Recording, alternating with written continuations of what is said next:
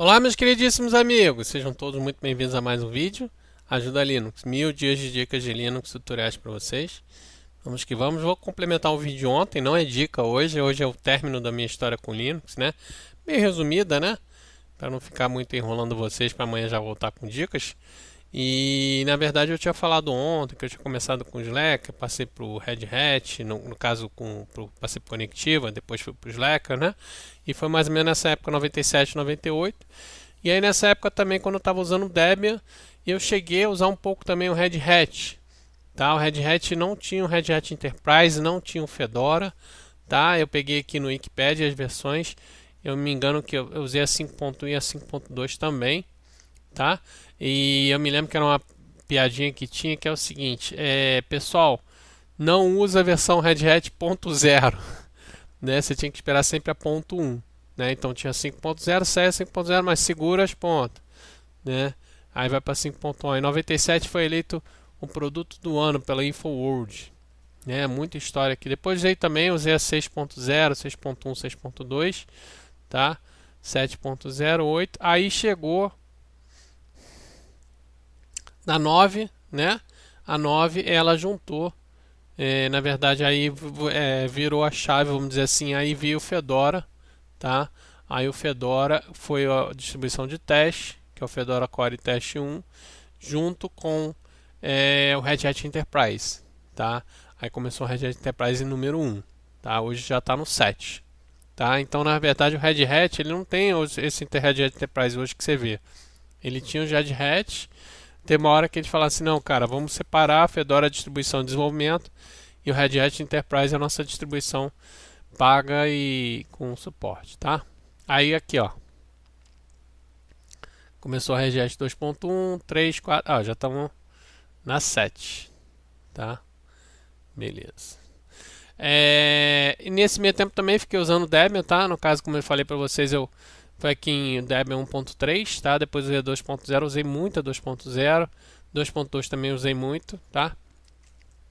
E naquela época eu estava terminando a faculdade, comecei a iniciação científica na COP Sistemas e na verdade eu trabalhava em dois laboratórios. Um laboratório eu consegui um computador, tá? Que eu fazia minha iniciação científica, eu instalei o Debian lá.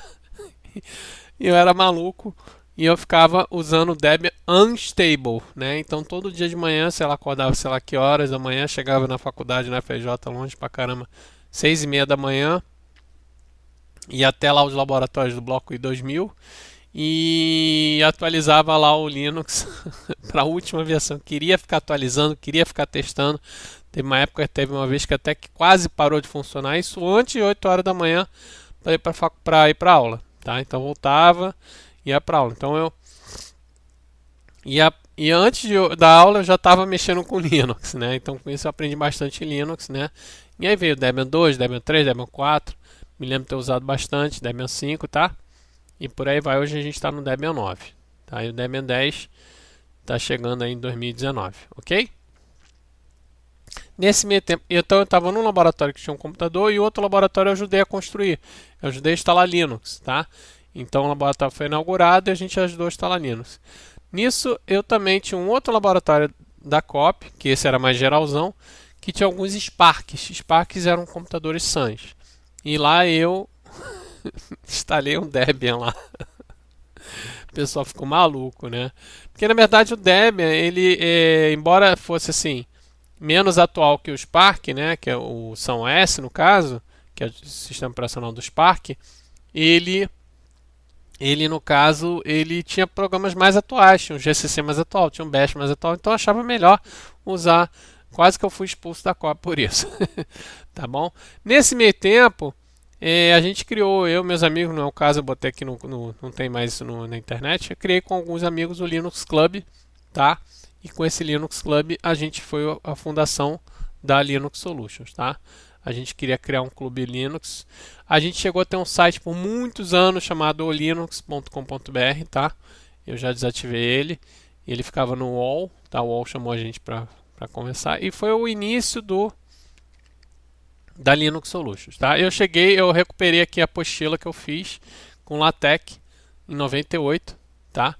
Eu usei aqui um LaTeX e o LaTeX ele transforma o... Ah lá, ah lá, que legal. Eu fiz aqui, isso aqui eu fiz tudo na munheca, eu fiz tudo na mão. Eu que fiz essa apostila. Essa apostila foi muito baixada na época, tá? E ali você tinha. Ali é um HTML mesmo. Você faz com barra e tal. E depois você manda compilar ele e gera um PDF e um HTML. Tá? Depois disso eu criei a Linux Solution. E hoje nós temos 3 sites, né? O próprio site da Linux Solution. Convido vocês todos a entrar. O site da Escola Linux. Depois a gente teve muitos cursos de Linux. Já tivemos cursos presenciais, já tivemos cursos em Company. Gravamos os cursos, tá? Que hoje fica aqui no site do curso.escola Linux. E também eu fiz sozinho praticamente um primeiro congresso online, né? Primeiro congresso online de software livre, tecnologias livres, de Linux, tecnologias livres que teve aqui no Brasil, né? Foi um congresso aí que a gente fez durante uma semana, né? E a gente gerou esse site aí, vocês podem entrar, tá? Para interagir, o coletivo.semandolinux.com.br. É uma comunidade como tinha no Linux e agora é essa comunidade, tá bom? Então foi isso, a minha história ainda continua, não vai terminar. Eu gosto bastante de Linux, eu uso Linux no dia a dia, eu uso Linux da manhã, da hora que eu acordo para a hora que eu durmo, né? E é isso. Usem Linux, sejam felizes e que o poder do open source esteja com vocês, tá bom? Se você gostou desse vídeo, dá um joinha, se não gostou, não curte, deixe seu comentário, se inscreve no canal, chama amigos, gera um tema e até amanhã. Conta mais alguma história que você teve aqui de Linux, tá? Coloca aqui embaixo. Um abraço, tchau, tchau.